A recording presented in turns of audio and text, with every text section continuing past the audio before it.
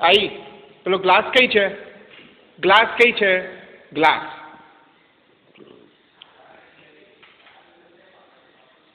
અલા તો કઈ ખાવાની વસ્તુ છે તું લાઈ જોઈ મને આપો. Give it to me. Give it to me. આપી દો. ડેડીને આપી દે. ડેડીને આપ જોઈ નહીં તો એક ફટકારીશ તને. આ ખાવાની વસ્તુ છે તને? હા